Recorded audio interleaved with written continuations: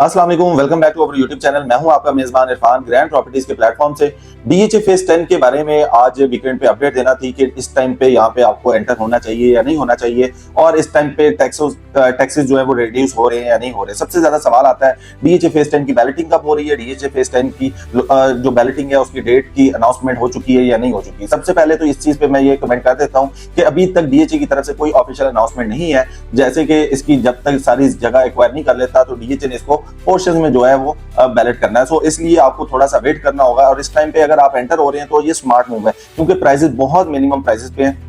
इस टाइम अगर आप एंटर होते हैं तो आप यहाँ पे 5 मरला 28 लाख रुपए की डिमांड के साथ आपको एफिडेविट फाइल मिल जाती है। 33 लाख में आपको 8 मरला की फाइल मिल जाती है, और जो 10 मरला है वो आपको 47 लाख की डिमांड के साथ मिल जाती है। तो आप यहाँ पे देखें कि आप 8 मरला फाइल खरीदने जाते हैं तो 10 मरला की और 8 मरला की प्राइसेस में काफी अच्छा खासा आपको डिफरेंस नजर आता है। सो अगर आपका बजट कम है तो सबसे ज्यादा जो है यहाँ पे छोटी फाइल्स में ट्रेडिंग हो रही है, और कमर्शियल में इसलिए ट्रेडिंग हो रही है उसकी एफबीआर वैल्यू सबसे कम है। तो डीएचए लाहौर में अगर सबसे कम एफबीआर वैल्यू है वो फेज 10 की है। अब दूसरी साइड पे आते हैं टैक्सेस का इस पे क्या इफेक्ट हो सकता है, और टैक्सेस पे इंप्लीमेंटेशन कब तक हो रही है। जैसे कि ये स्टेप लिया गया कि DHA Lahore, DHA Multan, DHA Bahawalpur की जो एफबीआर वैल्यू है उसको 30% तक रिड्यूस किया जाए। तो ये तजवीज जो है गवर्नमेंट को दी गई है, तो हो सकता है कि अब इस पे इंप्लीमेंटेशन जो है वो इस जून जुलाई में हो जाए। तो आफ्टर बजट हम इस पे इंप्लीमेंटेशन देख रहे हैं, जिसकी वजह से इस टाइम पे मार्केट आपको काफी तेज दिखाई दे रही है। तो इस टाइम पे अगर आपने कोई भी चीज परचेज करनी है तो वो आपको परचेज कर लेना चाहिए। उसका रीजन ये है कि आपको पता है कि आगे आने वाले टाइम में मार्केट तेज होने वाली है, क्योंकि काफी टाइम से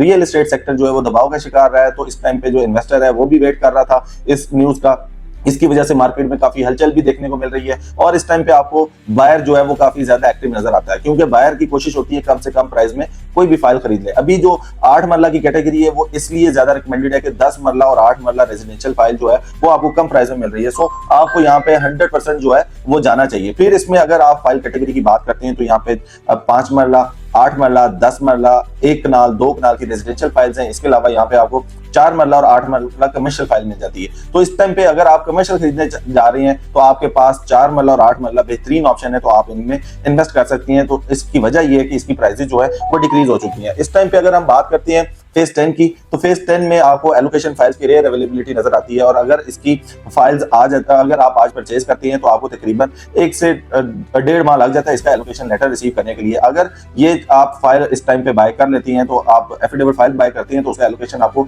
1 से 1.5 माह के बाद मिलता है, और टैक्सेस में रिडक्शन हो जाती है तो प्राइसेस इंक्रीज हो जाएंगी। इट मींस अब वो जब तक आपका एलोकेशन लेटर मिलना है तो आप उसको सेल करने के लिए एप्लीकेबल होंगे, और आप उसका प्रॉफिट जो है वो बना सकते होंगे। सो अगर आप डीएचए फेज 10 में एंटर होने जा रहे हैं तो ये राइट टाइम है, आपको एक्शन लेना होगा। इस टाइम पे आपको इन्वेस्टमेंट करना होगी, इस टाइम पे आपको सोचना होगा इसके बारे में मजीद जो है वो डिले नहीं करना चाहिए, क्योंकि प्राइसेस जो है इसकी हर दफा ऊपर नीचे जाती हैं। जब भी प्राइसेस मैक्सिमम साइड पे जाती हैं तो आपको एग्जिट लेना चाहिए, और जिस टाइम पे डिक्रीज होती हैं उस टाइम पे आपको एंटर होना चाहिए। सो इस टाइम पे हमारी रिकमेंडेशन ये है कि आपको यहाँ पे 4 मरला कमर्शियल, 8 मरला कमर्शियल, इसके अलावा इसमें 5 मरला, 8 मरला, 10 मरला रेजिडेंशियल फाइल में 100% एंटर होना चाहिए। फर्दर अगर आपकी कोई क्यूरी है या आपने अपनी फाइल सेल करनी है तो आप हमारे से राब्ता कर सकते हैं। इंशाल्लाह आपको बेहतर असिस्ट किया जाएगा। अपना ख्याल रखिएगा। अल्लाह हाफिज।